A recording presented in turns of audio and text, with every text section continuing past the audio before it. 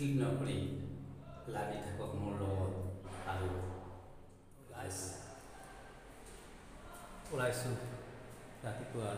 আজি চানডে বুলি কিবা এটা কাম কৰি বলক আপোনালোকে চাগে ভালে আছে হ'ল নাই কিবা নহয় কিবা এটা কাম থাকিবই এই কাপোৰখিনি ধুই দিলে প্ৰথমতে মই 15খন কাপোৰ ধুলোঁ আৰু আছে বহুত কেইখন ধুই দিলে এখনতে 15 টকা লাগে এইবিলাক কাপোৰ ধুই দিলে এখনতে 15 টকা লাগে তো নিজে কৰি চাওঁ দুখন চাবোন দিছিলোঁ এতিয়া চাবোনে দি ধুলাই কৰি লওঁ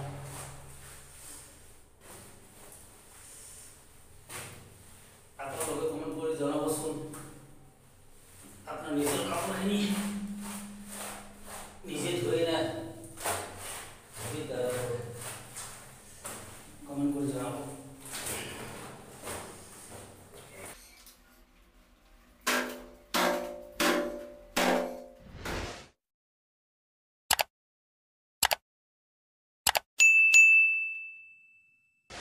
আহিলে চেনেলটো ছাবস্ক্ৰাইব লগতে ভিডিঅ'টো লাইক আৰু শ্বেয়াৰ কৰি দিয়ক বহুত ভাল লাগিছে কাপোৰ ধুবই লাগিব কিয়নো এইখিনি কাপোৰ যদি ধুবিৰ দ্বাৰা ওলাই কৰোঁ তেনেহ'লে কমচে কম 400-500 টকা লাগিব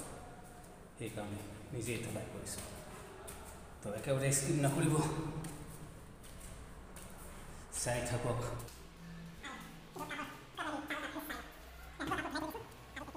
ৰাতিপুৱাৰ কাপোৰখিনি শুকাইছে এইবিলাক ৰাতিপুৱাই ধুলাই কৰি দিছোঁ এইবিলাক তাত শুকাইছে এইবিলাক ৰাতিপুৱা ধুলাই কৰিছোঁ শুকাইছে আৰু দিলোঁ বহুত কাপোৰ মানুহ এজন কিন্তু কাপোৰ বহুত তো আৰু মেইন কামটো বাকী আছে সেইটো এতিয়া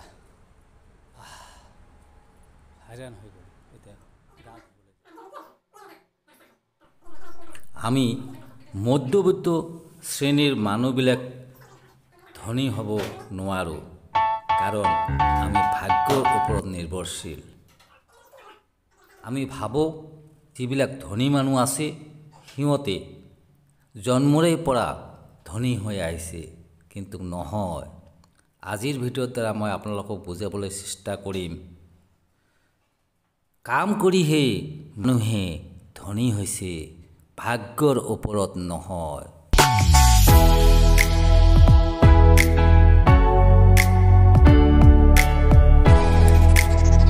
চাওক আপুনি যিখিনি কাম নিজেই কৰিব পাৰিব সেই কামখিনি বেলেগৰ দ্বাৰা কৰি পেলাই আপুনি বহুতো কষ্ট কৰা ধনখিনি নষ্ট নকৰিব চাই থাকক আজিৰ ভিডিঅ'টো এক সেট পেণ্ট চাৰ্টৰ ধবাই মজুৰি 30 টকা 10 সেটৰ দাম তেনেহ'লে হয় 300 টকা তো সেইখিনি কাম যদি আপুনি নিজেই কৰিব পাৰে তেনেহ'লে আজিৰ কাৰণে 300 টকা আপোনাৰ ৰাহি হ'লাক আৰু এই ৰাহি কৰা ধনখিনি যদি আপুনি ৰেকাৰিং সেভিং কৰি ৰাখে তেনেহ'লে 15 বছৰৰ মূৰত এটা ভাল ধৰণৰ টকা লাভ কৰিব পাৰিব থেংক ইউ সো মাচ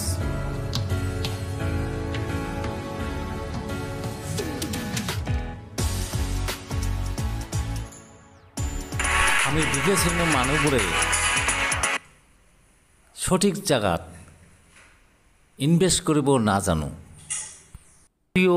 ইনভেষ্ট কৰোঁ দালালৰ চক্ৰান্তত পৰি লাষ্টত সেই টকাখিনি আসলে সুদে মিলে মধ্যবিত্ত শ্ৰেণীৰ মানুহবিলাকে ভাবোঁ কেনেকৈ এই ৰাতিৰ ভিতৰতে ধনী হ'ব পাৰোঁ হয় না কমেণ্ট কৰি জনাবচোন নাইবা লটাৰী টিকেট কাটি ধনী হ'ব পাৰোঁ সেইকাৰণে মধ্যবৰ্তী শ্ৰেণীৰ মানুহ নাইবা দুখীয়া শ্ৰেণীৰ মানুহ আজি গৰীবেই হৈ আছে। পৰিৱৰ্তে ধনী, ৱৰ্ল্ডত যিমানবোৰ ধনী মানুহ আছে সিহঁতে 1 টকাৰ হিচাপ কৰি আজি ক্ৰৰপতি হৈছে, কিন্তু আমি সাধাৰণ শ্ৰেণীৰ মানুহবোৰে 1 টকাৰ হিচাপেই নকৰোঁ। সেইকাৰণে আজি মেইন প্ৰব্লেমটো হৈছে আমাৰ দুখীয়া মানুহ, আমি হিচাপ কৰিব নাজানো। যদি আমি হিচাপ কৰিব জানিলোহেঁতেন তেনেহ'লে ৱৰ্ল্ডৰ ভিতৰত 90% মানুহ গৰীব হৈ নাথাকিলেহেঁতেন। আচল কথালৈ আহিছোঁ। আপোনালোকে কওক, যদি আজিৰ কাপোৰখিনি মই ধুবিৰ দ্বাৰা ধলাই কৰিলোঁ হয় আৰু কাপোৰখিনি ধলাই কৰাৰ পিছত ইস্ত্ৰি কৰি যদি মোৰ ৰুমত আনি দিলে হয়, তেনেহ'লে কিমান টকা লাগিল হয়? কমেণ্ট কৰি জনাবচোন। মেক্সিমাম 400ৰ পৰা 500 টকা ল'লে হয়। তো আপোনালোকে আজৰি টাইমত যদি যিখিনি কাম নিজে কৰিব পাৰি সেইখিনি কাম নিজে কৰে,